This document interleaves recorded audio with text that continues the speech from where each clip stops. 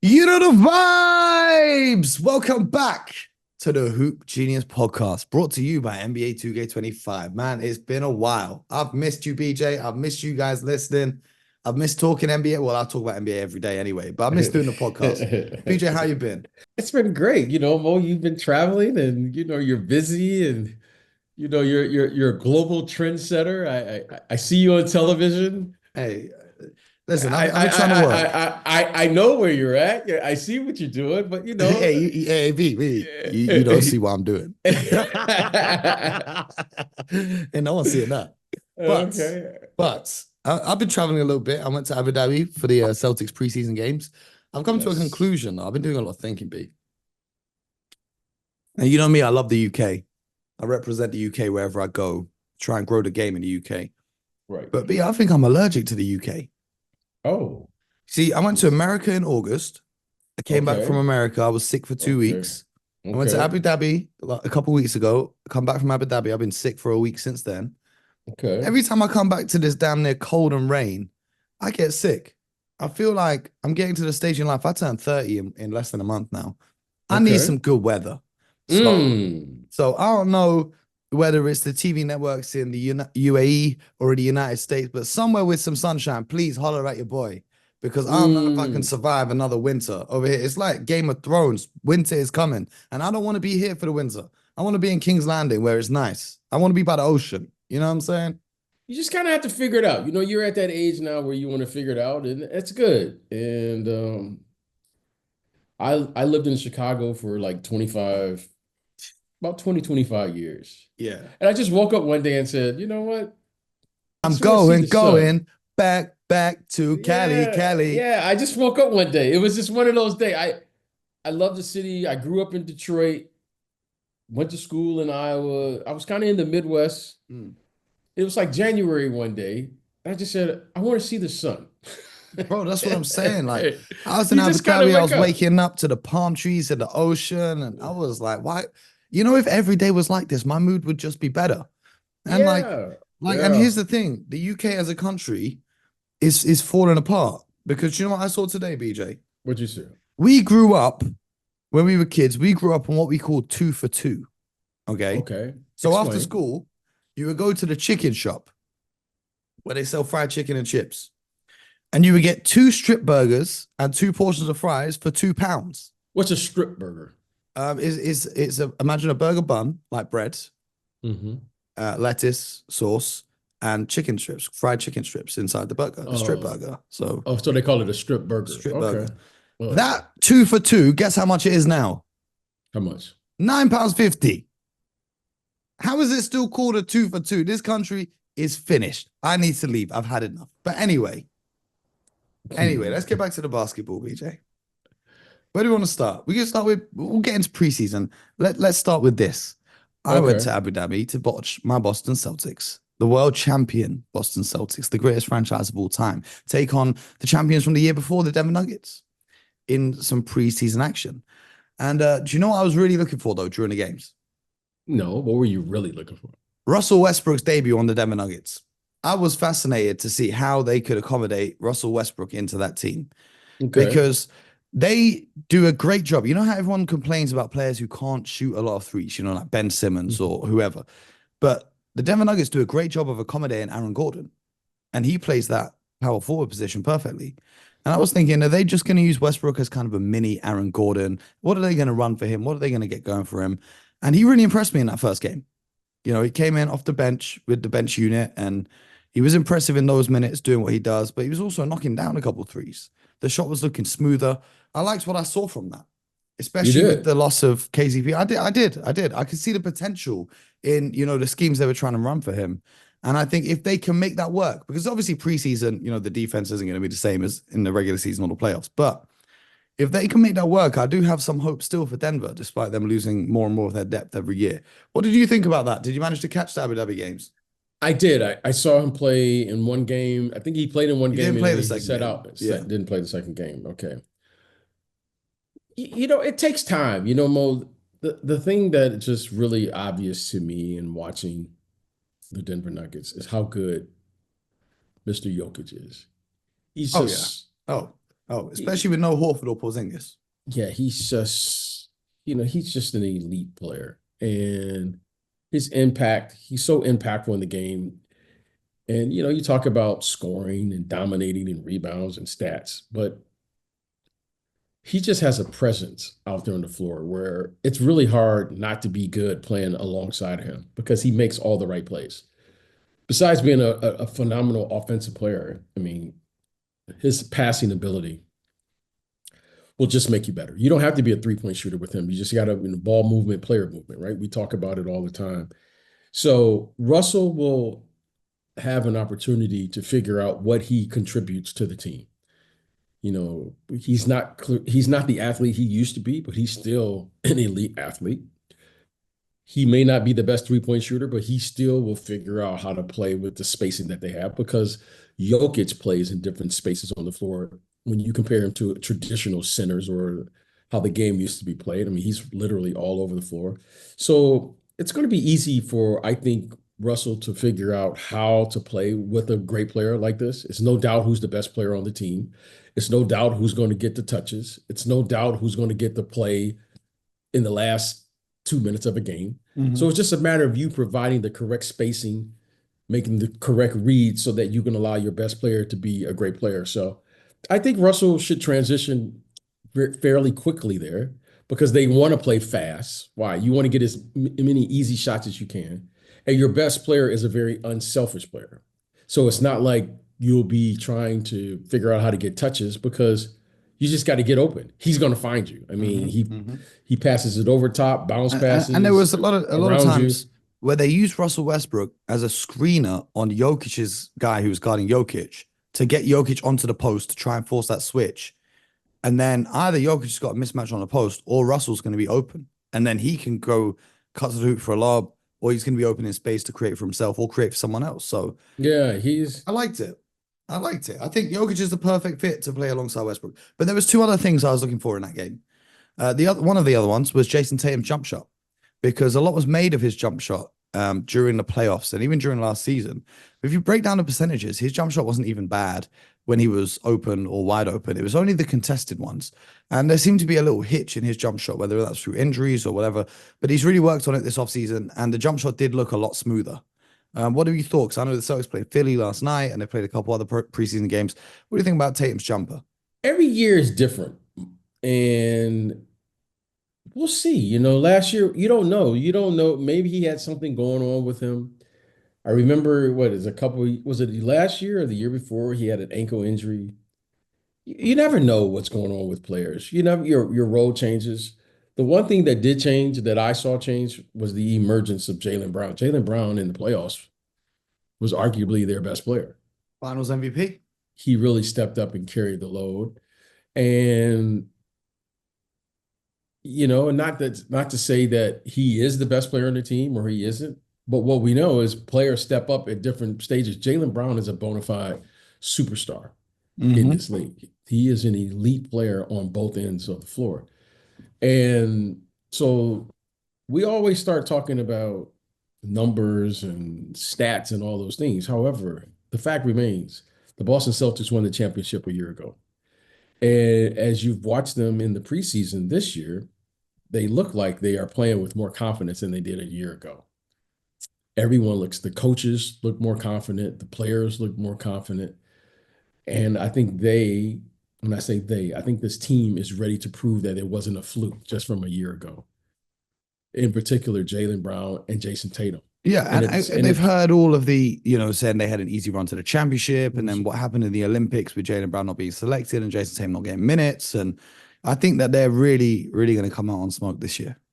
Yeah, so I think this is a season that could really, go for them from this standpoint. I think they have an opportunity this year to really step up and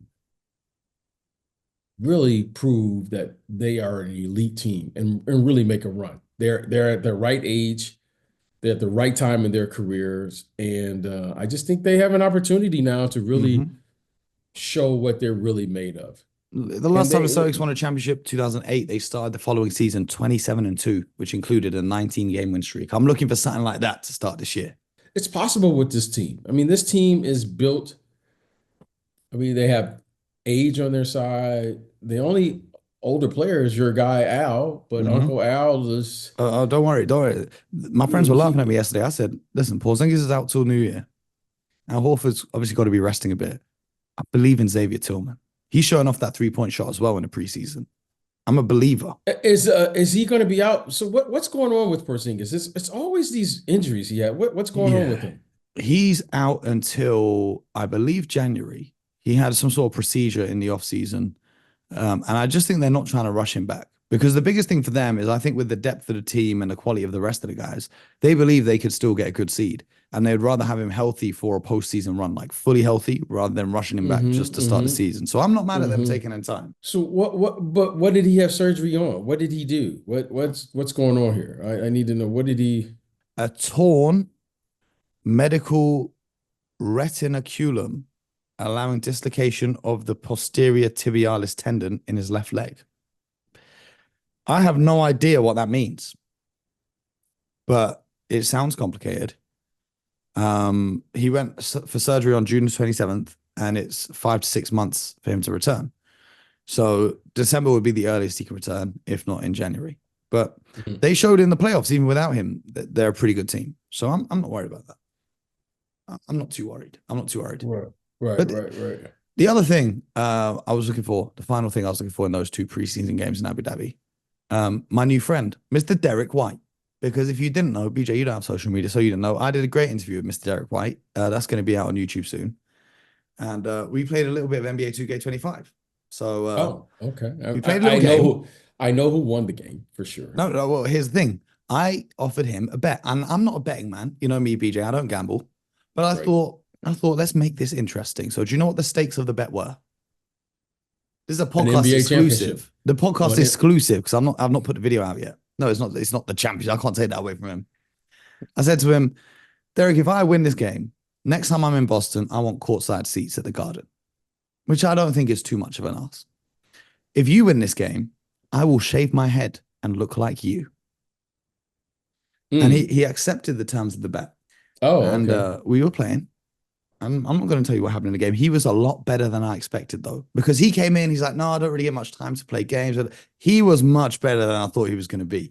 But we didn't actually get to finish the game, which was a shame. And then I get back to my hotel and I get a notification from my Instagram and it says, the Boston Celtics are now following you. I thought that's pretty cool. And then I got another notification. It says the Boston Celtics tagged you in their story. Do you know what it said on the Boston Celtics Instagram story to their millions of followers, BJ? You don't care What about is social media, but it? for me, this was pretty cool. It was a picture of me and Derek, and it said, Derrick White met Mo Mooncey in Abu Dhabi. Not Mo Mooncey met Derrick White, not Derrick White met a fan. Derrick White met Mo Mooncey in Abu Dhabi. And then the next post was a clip of the game saying, we need to get Mo to Boston to run it back. So I said, hell yeah. So we're going to be going to Boston this season. And we're going to Oh, be running it wow. back. BJ, Oh, you got to wow. pull up as well. I know you don't like the cold weather, but you got to pull up as well. You got to pull up as well. So shout out to my people at the Boston Celtics. It's all love. But Yeah, that was yeah, pretty shout special for out. me. That was pretty Yes, it special for me. is. Yes. So Yes, it is. Yes, it is. So I come back from Abu Dhabi now, and I've been ill. I've been under the weather. So I've not really been watching any of the preseason, BJ. So now this is your chance to tell me what is the standout storylines? What are the key things that you've seen or the biggest things that we should be keeping an eye on that are new in this preseason? The Oklahoma City Thunder. I'm just casually watching Yeah. all of the teams, right? I watched the Spurs last night. Wembanyama didn't play, but I watched one night he did play. Oh, I saw a couple of the lobs from Chris Paul. Yeah, this has the potential to be a special season for Wembanyama. And not just because of the stats he can put up, but I think they are going to be much improved. Yeah. But I'm going to say this about the Oklahoma City Thunder. Actually, I saw the Thunder play against the Spurs one night. I was just, flipping through the NBA. Mo was hanging out in Abu Dhabi doing whatever Mo was doing. So I just got to watch. I don't have anyone to call. So I just, just, Yeah, forget talking to my family downstairs. I'm gonna just sit in my office and watch basketball. yeah, I'm just gonna watch some basketball. I'm just gonna watch some basketball. I'm gonna watch the league. I'm gonna watch games. This kid, Williams, Jalen Williams. Yeah. Jalen Williams. Jalen Williams looks like he has taken the step now where he's pushing into that.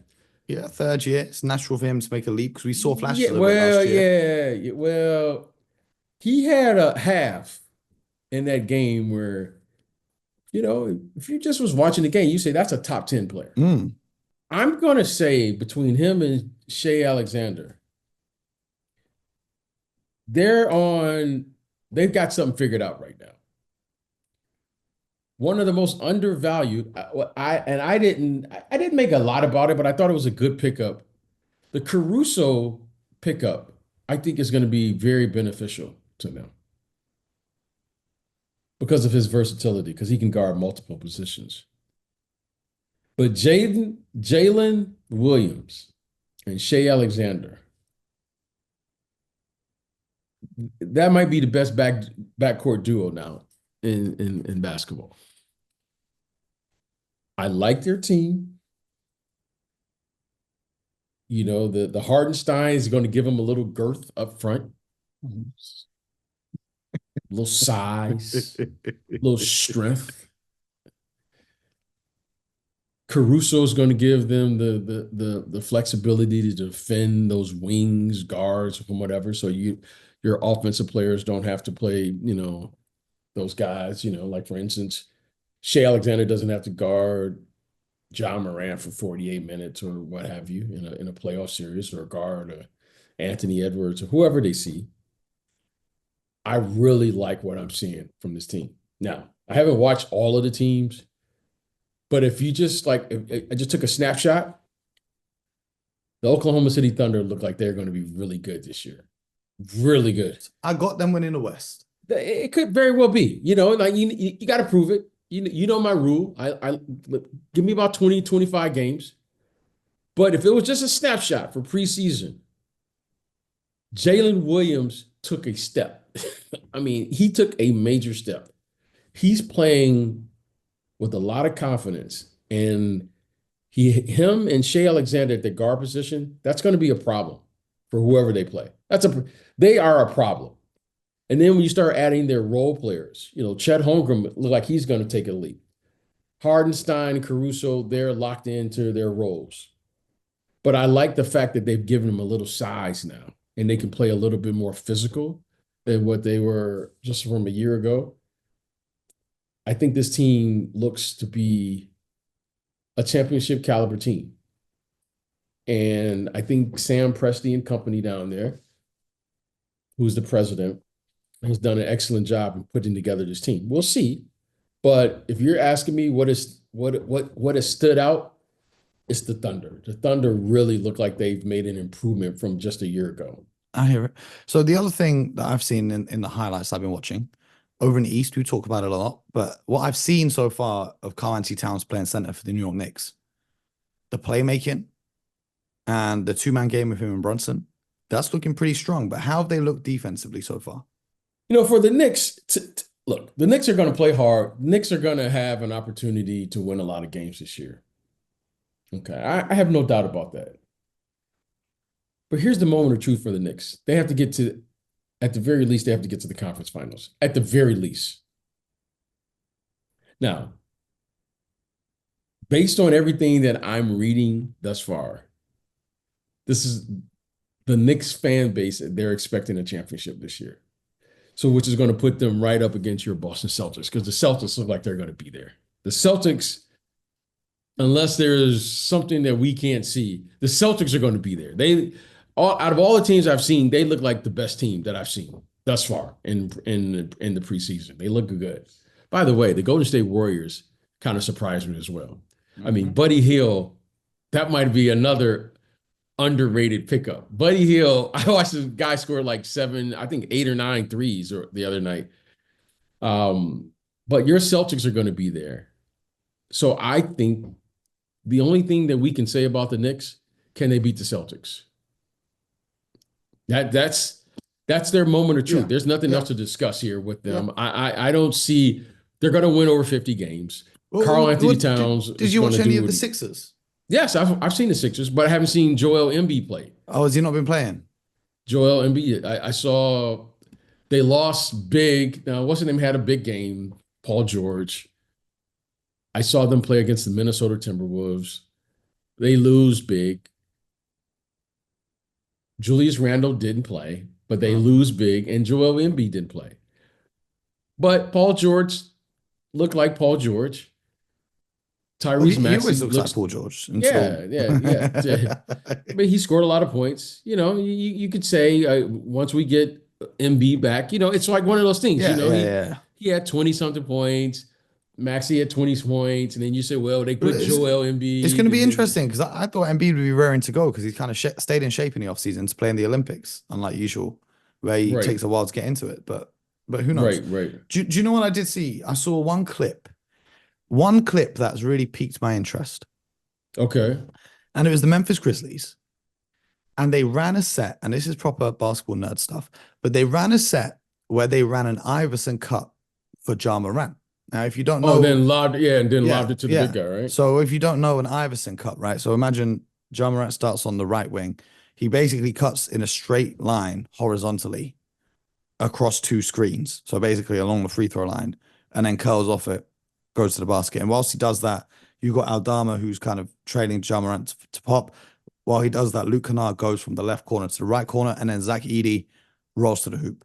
And I saw that one play, and that really caught my attention because if that's anything of, I know it's ridiculous to make a takeoff of one play, but if that's anything like what we're going to be expecting to see from their offense this season, man, I cannot wait to watch the Grizzlies. I cannot wait.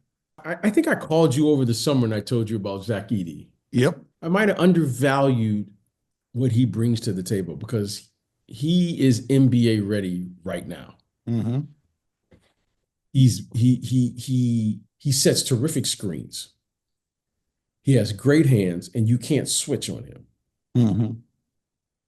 And with Ja Morant's ability to pass over the top with his athleticism to Zach Edey is going to be a major problem. So over the summer, I think he's going to be one of the best.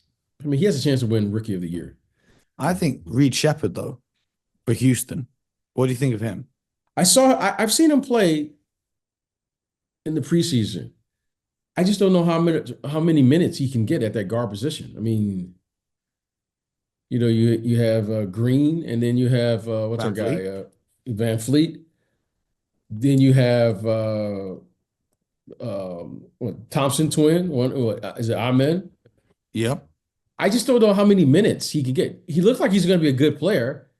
I just don't know how many minutes are available right now because they look like a team. They're going to take another leap as far as a jump in where they were just for a year ago. So, but I like him as a player. But Zach Edey looked like he's going to be able to play, going to be in the rotation, and he's going to be the starting center there.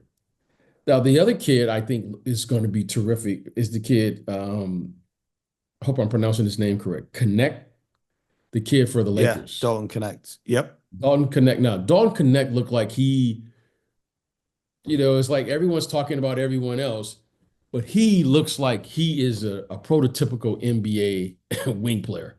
Mm-hmm. And you know his coach is going to get him some shots. Yeah, yeah. I don't know how many shots are available. That's the problem. I know. Bronny needs his shots. I know Bronny needs some shots too. Dalton Knecht looks like he's going to be a player. Okay, and I'm going to say this. Dalton Knecht looked like he's going to be a really good player for quite some time in the NBA. Really good pickup by the Lakers. He looks like a terrific young player. And if he was probably at any other team other than the Lakers, you probably would say he could be easily Rookie of the Year. I just don't know if there'll be enough minutes there, but he is a really good player. I've seen him play a couple times out here in LA, and I like what I'm seeing. Really, really good pickup. He's a mature player, mature game. He has a mature game about him. You know, he Yeah, knows how to he played what, play. 3 years in college, 4 years in college. Yeah, something like that. But he looks like he's ready to play right now. Okay, that's a good little catch up on the preseason. We've got about what 9 days now until the regular season tips off and Hmm. banner 18 is raised and the quest for banner 19 begins. And all the other 29 teams, they do whatever they're doing too. But but anyway, we're back now. We're back. There should be no more interruptions now. And we'll be here every day, Okay. all season long. If you do want to join the Hoop Genius Fantasy League, make sure you're a member of our Discord server, which you can join through the link in our description. We're doing a little fantasy league. And BJ, I'm gonna actually need a favor from you. Yes, sir. I'm gonna need you to send out a signed BJ Armstrong jersey to whoever has the winning team in our fantasy league this year. Can we make that happen? Done. All Done. right. All right. Done. It's a done deal. It's a Done done deal. deal. Okay, my people, the Discord link is in the description for you. Make sure you join there. You can find the information about the fantasy league we got going on. We'll be back tomorrow. Yeah, tomorrow. Yeah, Tuesday. Tomorrow with another episode. And subscribe to the show, YouTube, Spotify, Apple, wherever you get your podcast from. And most importantly, until next time, get buckets.